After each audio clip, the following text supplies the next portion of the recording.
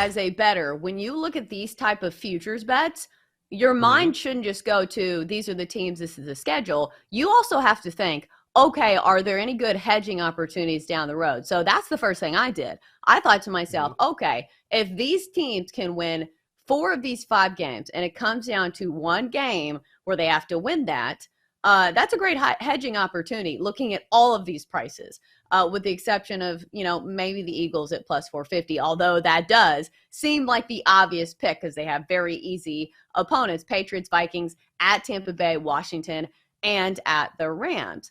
But I'm looking down this list and I'm thinking to myself, okay, do we have any good hedging opportunities?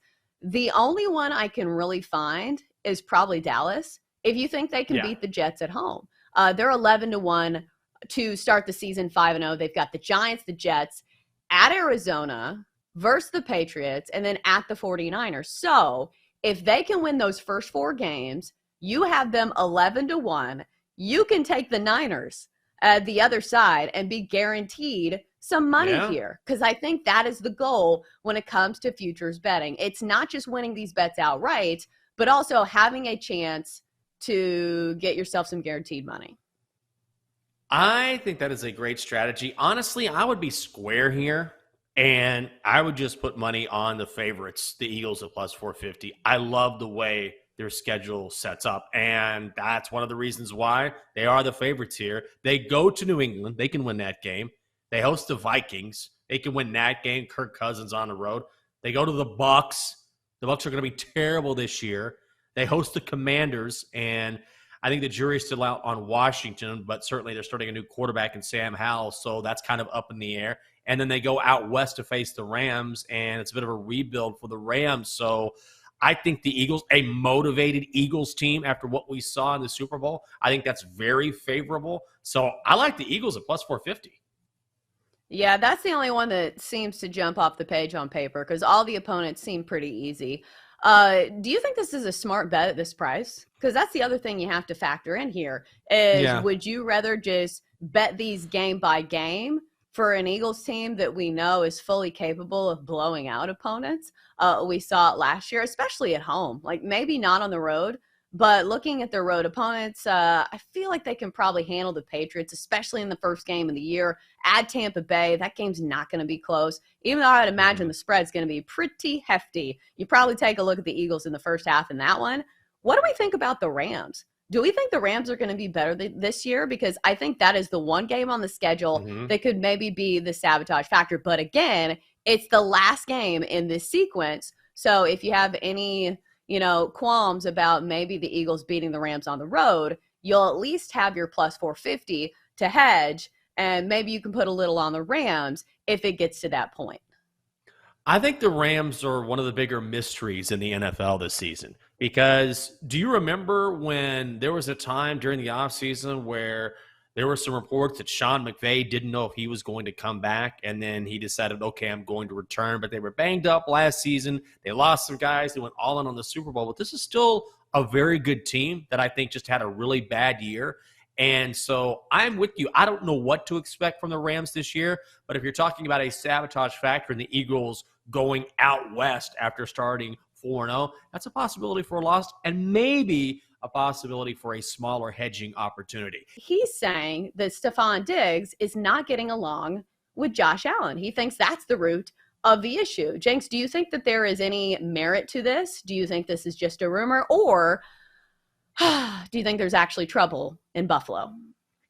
I think there is something to this, and we saw this in that game against the Bengals last year where the Bills were down 17. They tried to make that drive late in the game, and Stephon Diggs was targeted only once, and he was angry about that. And there's that video on the sideline where Josh Allen is looking at his surface, and Stephon Diggs comes over, and he's yelling at Josh Allen, and Josh Allen doesn't look up, and so I think he's angry about that. Also, I tend to put this on Stephon Diggs. I understand he wants the ball. Every great receiver does. He had an issue with Kirk Cousins in Minnesota. Now he has an issue with Josh Allen. And also after this game, he didn't speak to the media. So he's been pouting for a little bit here. But yeah, there's something that needs to be done. For sure. And I don't know how you resolve this. And I think when you look at Stephon Diggs, when you see it starting to be a trend where maybe it was a problem with Kirk Cousins, and now maybe it's a problem with Josh Allen, then it starts to get worrisome. Then I start to think, okay, maybe you are the problem. It's you, as Taylor Swift said. Do you think there is any way that New York can manage what's going on right now and turn it into a winning season that ends in the postseason? So one of the most frustrating things in sports is when you look at a team. In fact, I cracked up because I was watching Buck Showalter's post-game presser yesterday, right? And let me start by saying I've met Buck Showalter many times. I've interviewed Buck many times. Buck Showalter's one of the nicest guys in baseball. He's a genuinely good dude, and I love him. But this isn't the right gig, right? Like it's almost a running gag at this point that New York is not a place for nice people. Right now, I was in New York this weekend. I love New York. I adore that city. It's an incredible place. But the old stereotype is it's not a place for nice people, and that kind of feels like what's going on with Buck, because the best advice that I have for this team, and I wish I could go deeper than this, is play better. Like, honestly, there's so much talent on that team. There's so much ability on that team that it truly feels like the only thing standing between the Mets and at least fighting the Braves a little bit for the top of the NL East is that they're just not playing as well as they can be on paper. And they're not alone, right? The White Sox are in that group, I think. There are some teams playing above their pay grade, like the Reds. But the Mets have all the talent on the roster, and they're certainly paying for it, are they not? They have all the talent on the roster to be right there neck and neck with Atlanta, and they're just not doing it. And like you mentioned, I think it's a great point, even when you're getting production, because everybody's wanted to throw this on Scherzer and Verlander, even when you're getting numbers from those dudes, and it's not the numbers we've seen out of better years from them, but even when they are producing you numbers that are kind of what you want for the contracts they got, I can't have you go out there and score one run against the Brewers at home.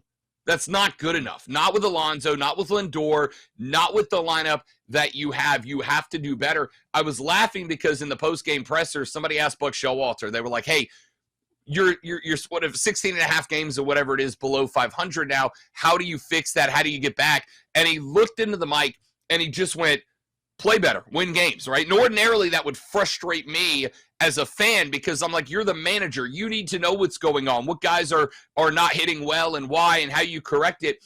And it was the first time I think that an MLB manager has said, we just need to play better. And I'm like, no, for sure. You definitely do, pal, because all the potential's there.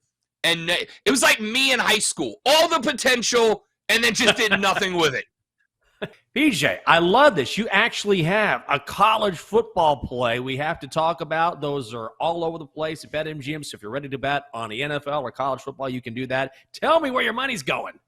I know, guys. That's how you know we've reached the dog days of summer, right? I usually come on here, we talk college hoops, we talk MLB. I'm like, I got a college football winner for the people. I'm all over Clemson this year, Jenkins and Chelsa. I love them. If you can still get over 9.5 on their win total, I love it. Even if you can get 10s, I love their over. Their 3 toughest games this year are at home: Florida State, Notre Dame, and North Carolina, which I love, right? The fact that your toughest games are at home, Death Valley is such a tough place to play. I love that. Their toughest road game is at South Carolina at the end of the year, which could be tricky, but the beauty of that is the fact that South Carolina is in the SEC. So if Clemson were to trip up, won't affect their ACC record. If Clemson goes undefeated in ACC play, which I think they will do, they're going to go to the ACC championship game, and they're going to win that championship game and get to the playoff. We're going to have a 20-1 ticket on Clemson to win the national championship, which is just an absolutely absurd price. And then, like I said, I love the win total over 9.5. I'm big on Clemson this year. Obviously, they were one of the best programs in college football 5-6 years ago. They won a couple national championships. The quarterback play hasn't been as of great since they went from Deshaun Watson and Trevor Lawrence to DJ Uiagalelei. I think Cade Klubnik's going to have a really good year. TCU's former offensive coordinator is now Clemson's offensive coordinator, Lincoln Riley's brother, Garrett Riley. I think that's going to help the Clemson offense get back to what it was. So I'm all over Clemson this year, guys. Get that 20-1 to win the Natty while you can. Take their over 9.5 win total. Lay that juice at -168. It's a big number. Lay an alternative number if you want at 10, 10.5. It's going to be a big year for Clemson.